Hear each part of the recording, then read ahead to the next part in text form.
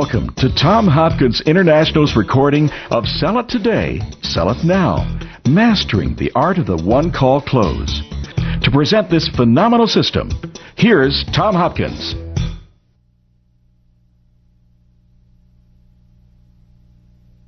I'm very excited about this new program, Sell It Today, Sell It Now, the Art of the One-Call Close.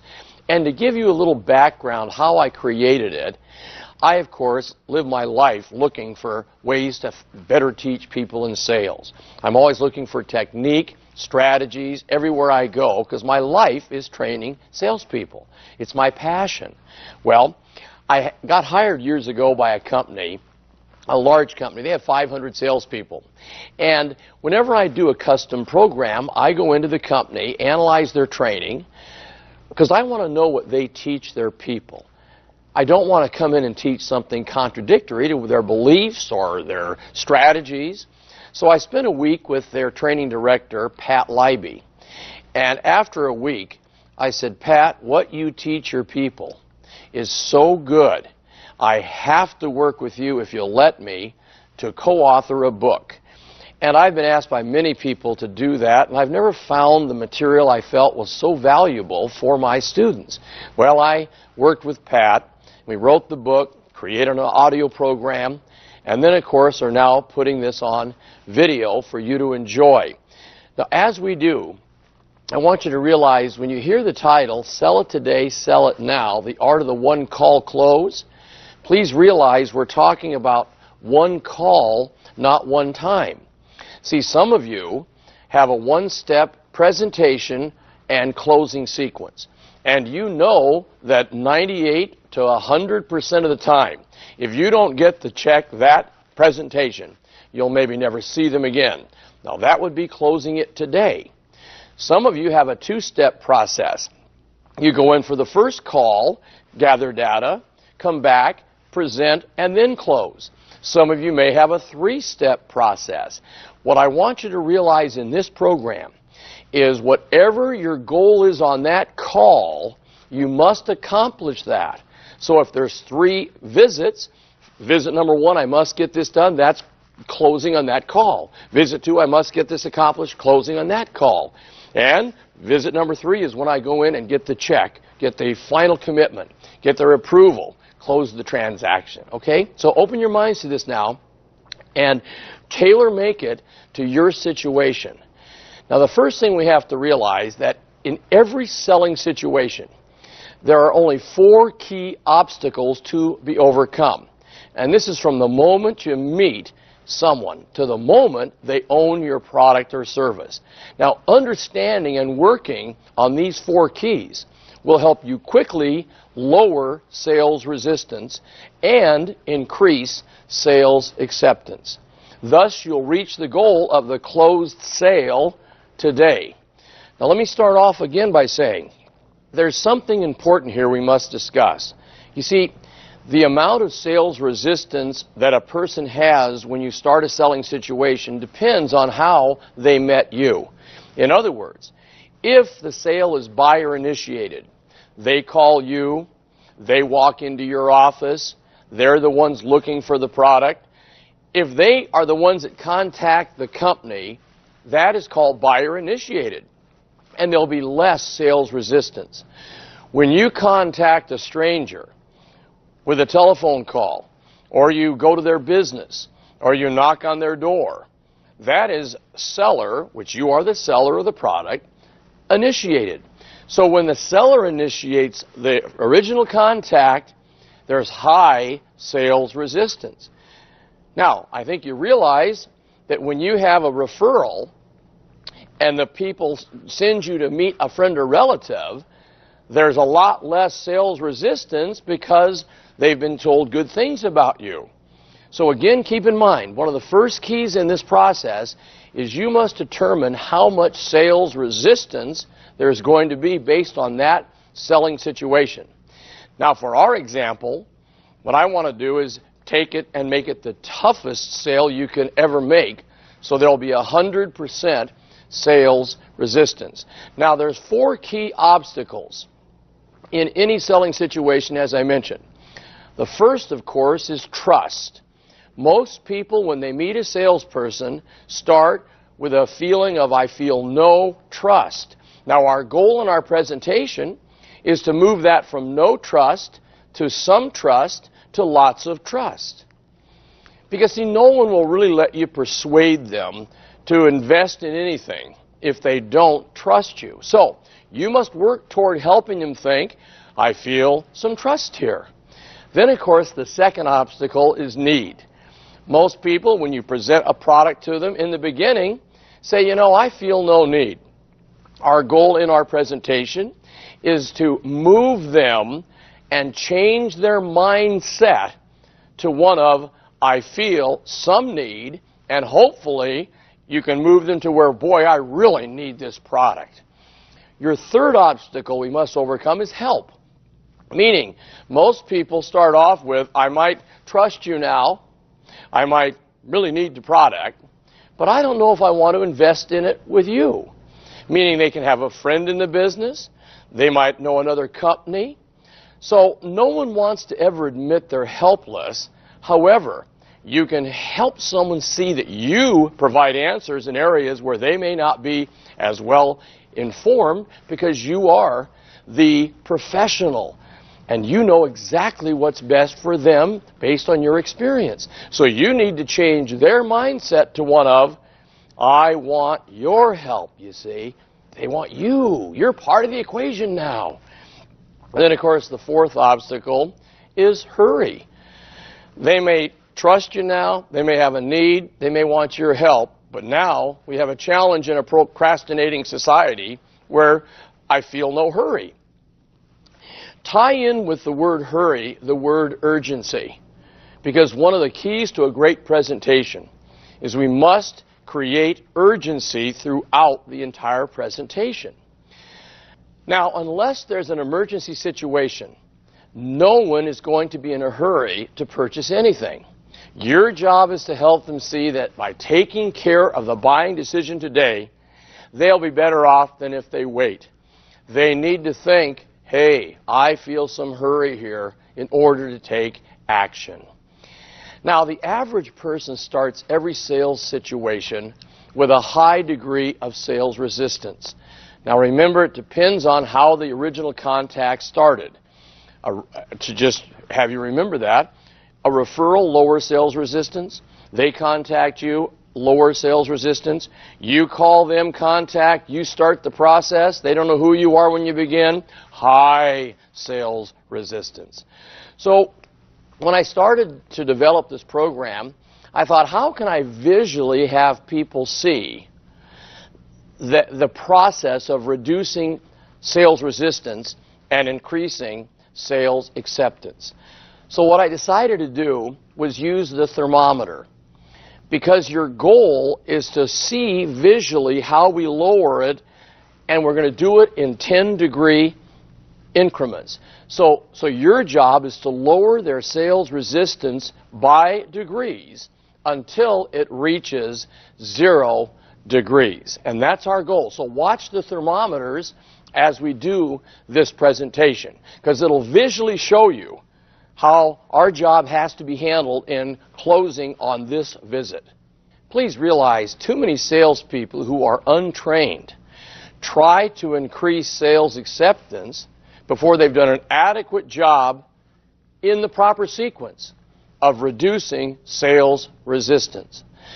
So the Sell It Today system works like that. We're going to look at our thermometers. I'll put in each of the 10 degrees of reducing sales resistance, and then we'll put in the 10 degrees of increasing sales acceptance, and when we're done, we'll have a closed transaction today.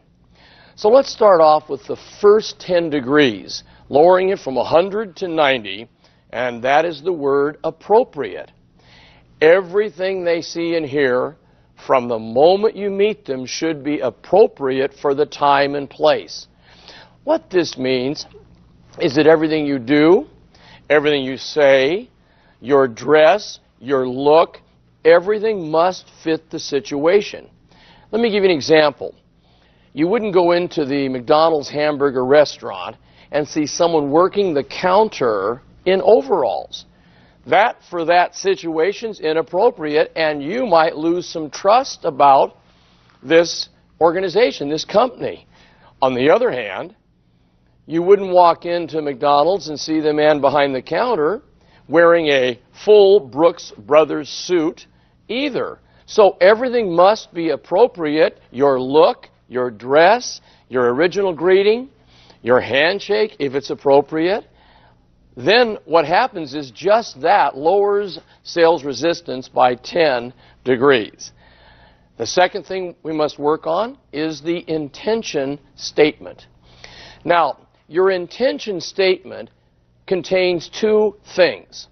First, it must clearly explain what your intention is. In essence, you walk them through what will happen during your time together. It's almost like an agenda of sorts. Then you'll ask them what they think about it. It's the flow of events.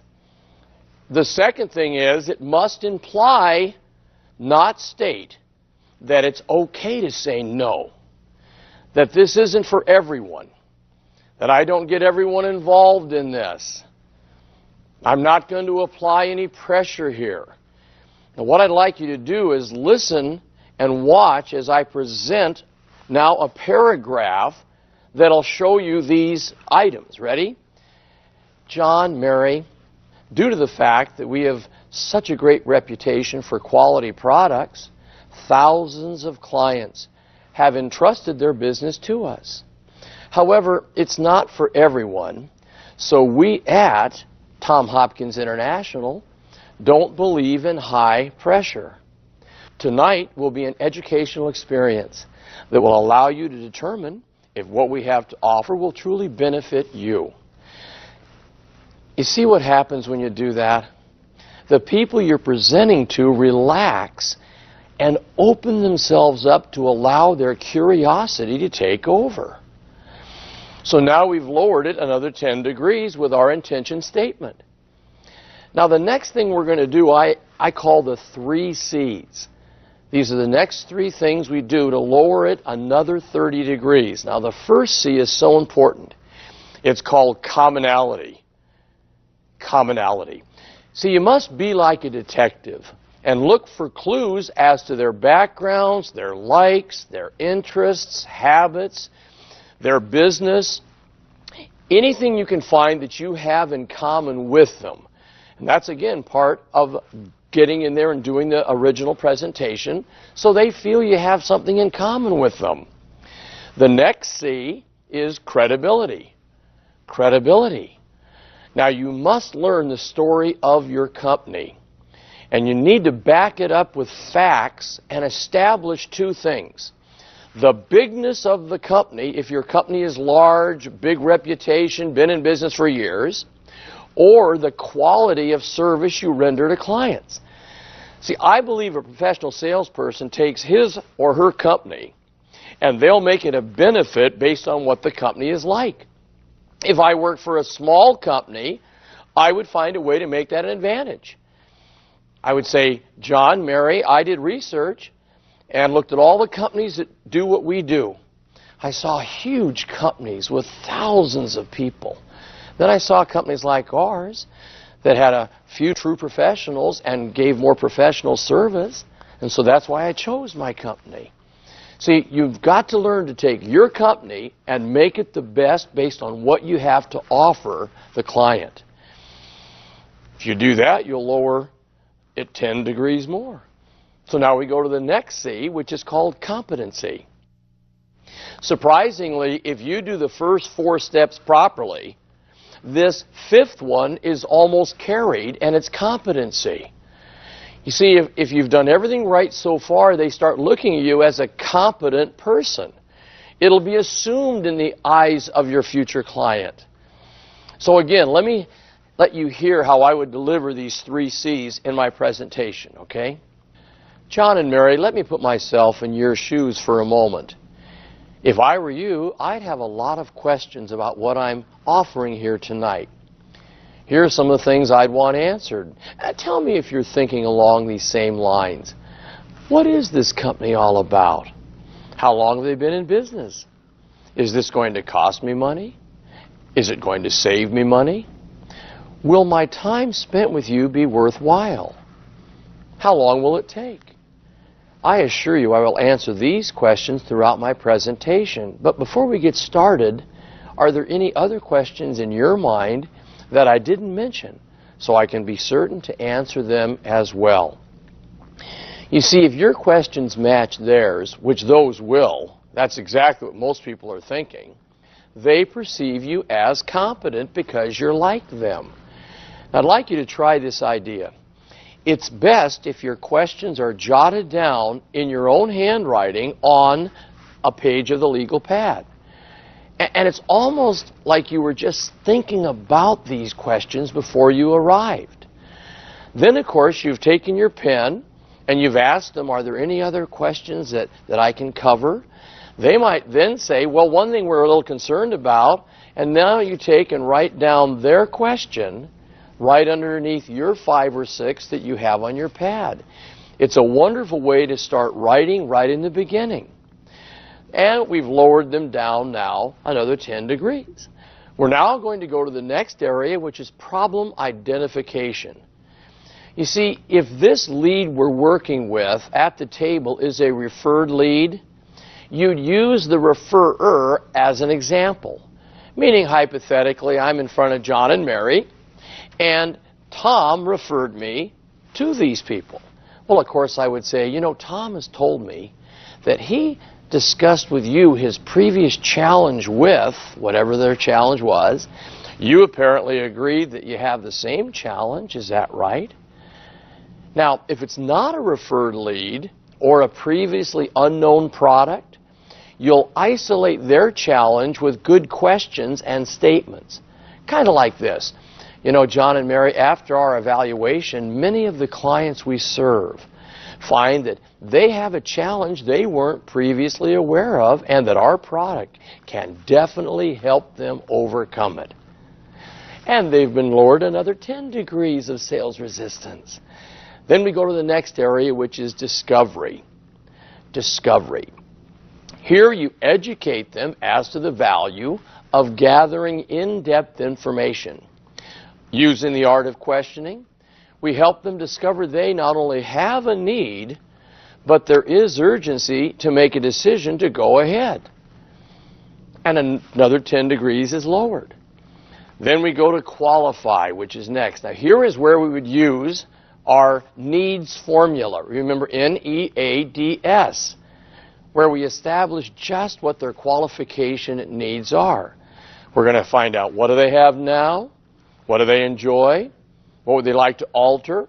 Who is the decision maker? And yes, after all of that, we have the solution. Then we go to our next area, which is called need acknowledgement. And you would just say, John and Mary, based on what we have just discussed, wouldn't you agree that this is something your family or your company could benefit from? See, all we're doing here is getting them to acknowledge there could be a need. Now, some of you are going to be sitting in front of a couple or a committee, a group, where they made a decision before you came in that for no reason are they going to say yes today. Now, you'll have some people so strong in this area that you'll feel it when you first walk in.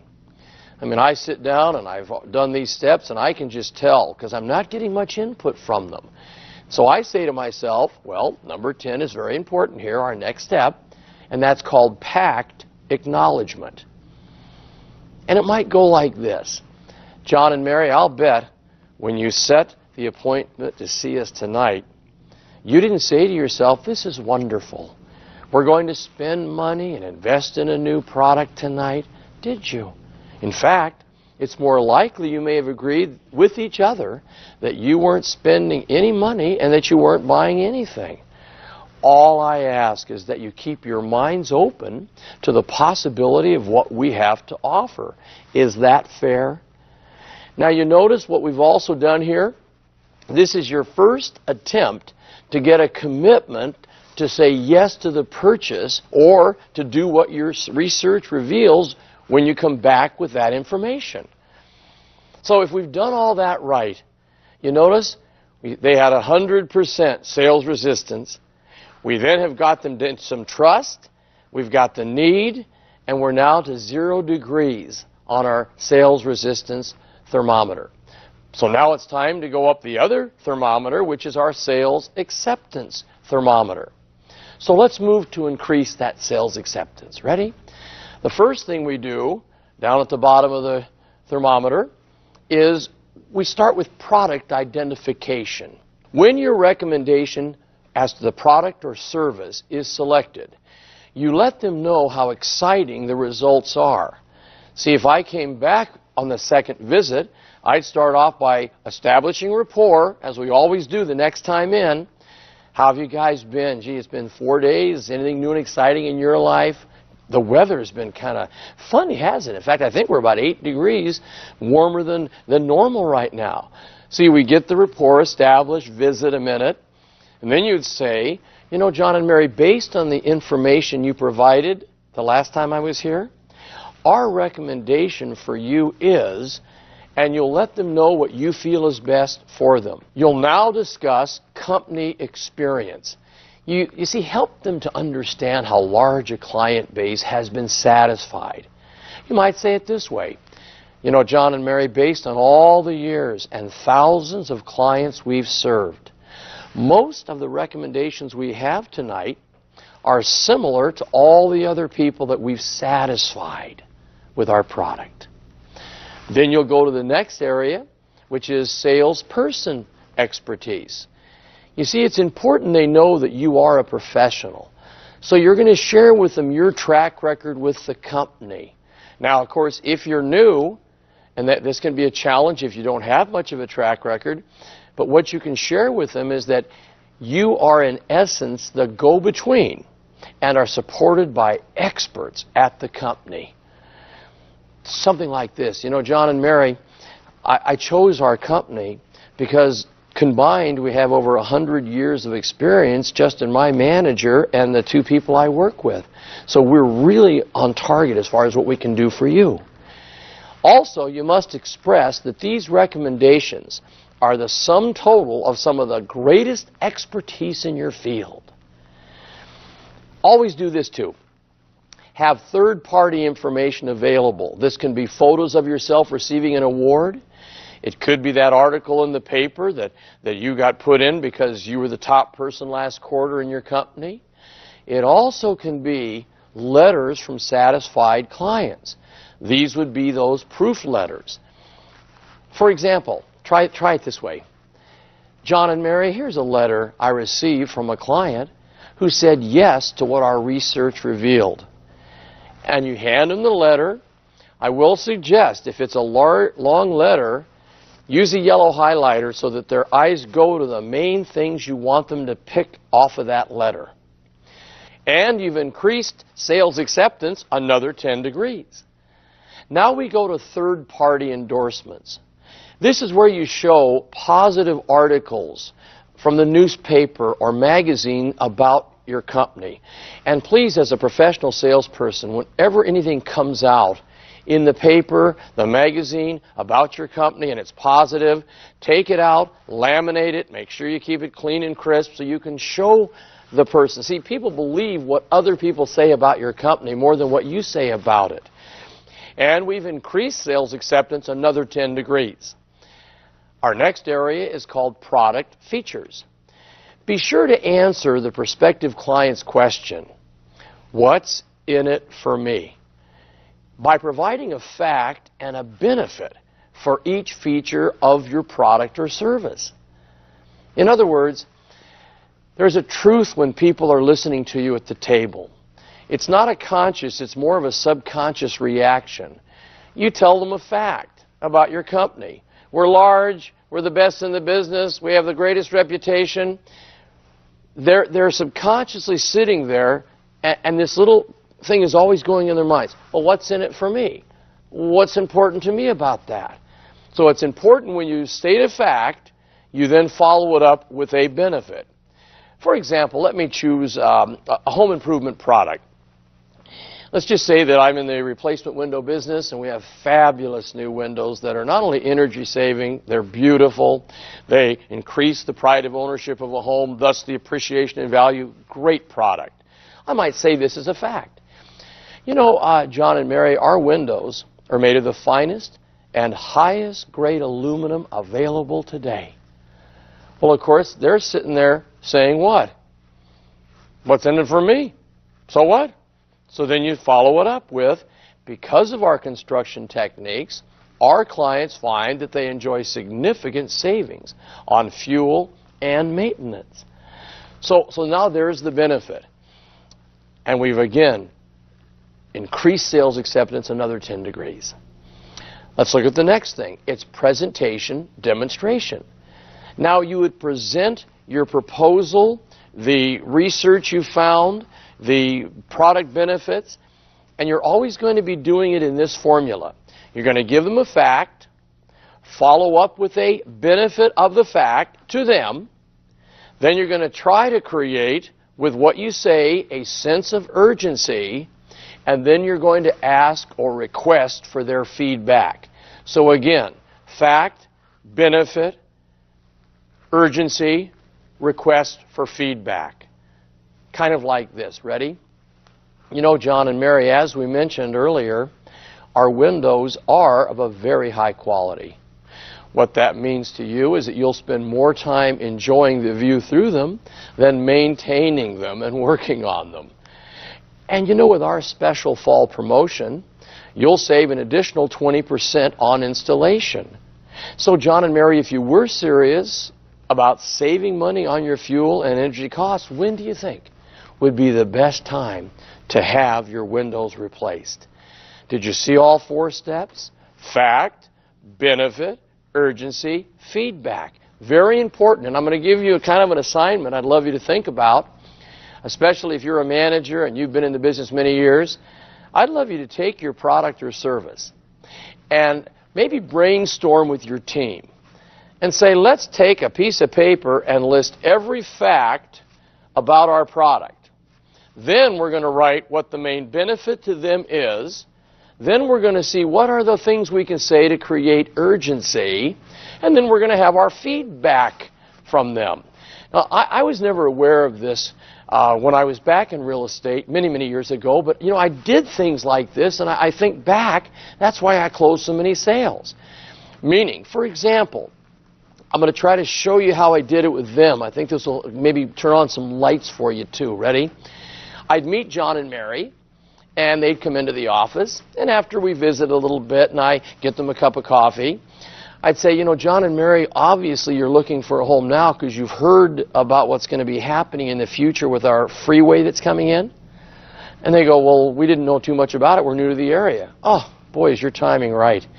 You see, they have already proposed the freeway. And as you're probably aware, whenever a freeway comes in, bringing more people, easier to get to work, there's just a jump in appreciation in property.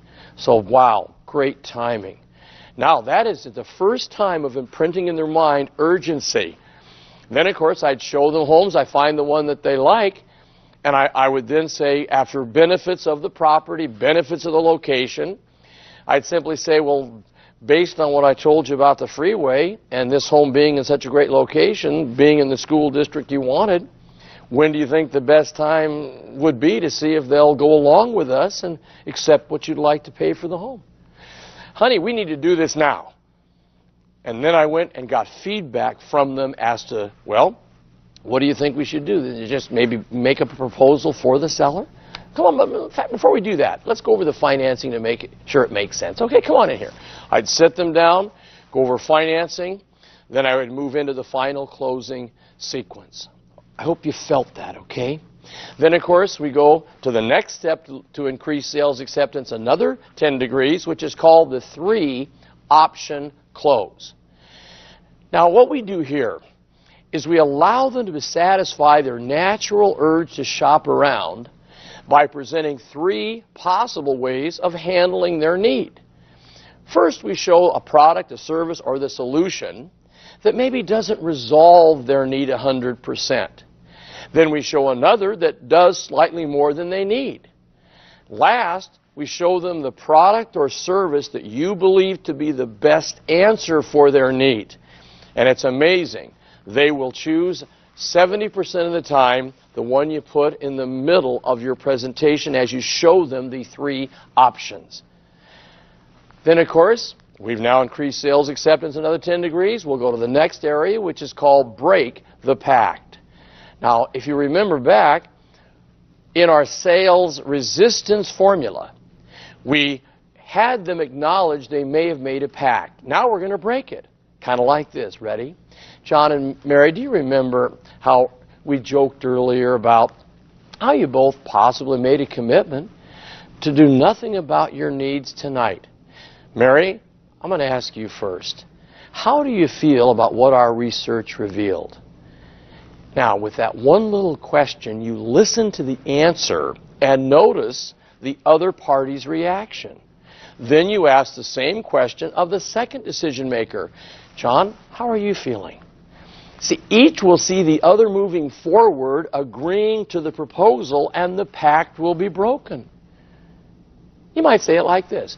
You know, John and Mary, after what you've seen here tonight, do you think it might be wise to release each other from the commitment to do nothing if what we're offering truly makes sense to you and your family? Just that one little sentence, and they'll break the pact, and you've closed the transaction. And we've increased it 10 more degrees. Then we go to the next area, which is called trial summary. Now, what trial summary is you now just tell them a summarization of all the things they've agreed are important to them. You just say this. So, John and Mary, based on that, let's summarize. We've agreed that it makes sense to replace the windows for the appreciation of the value of your home, to lower your energy costs, which are skyrocketing in our country, to, of course, get it done before the summer so we have even more savings. And I would hit 2 or 3 more on that one product or service. Then you just simply say, John, so at this point, don't you agree it's a wise decision to get started this week?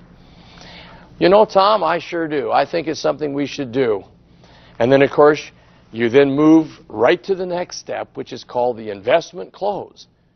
In other words, we now ask for the money. You just smile and say, so to get started right now, we'll need a check in the amount of, and we'll get your approval right here on our paperwork. Oh, I hope that you will work on these 2 thermometers. I also hope that you'll take each step, and if it's not quite right for your product or service, that's one of your goals in the training, to tailor make it. For you that are brand new, a lot of this may not have a lot of meaning till you get to the table or the desk of presentation numerous times. That's why it's so important you review it. You take your workbook, you analyze the 10 steps of reducing sales resistance, the 10 increasing sales acceptance. You make all this part of your presentation, and I promise you, you'll be stronger at the table in presenting. You'll handle areas of concern better. You'll close more sales. You'll get more referrals. Your income will go up, and that's what this is all about. Don't you agree?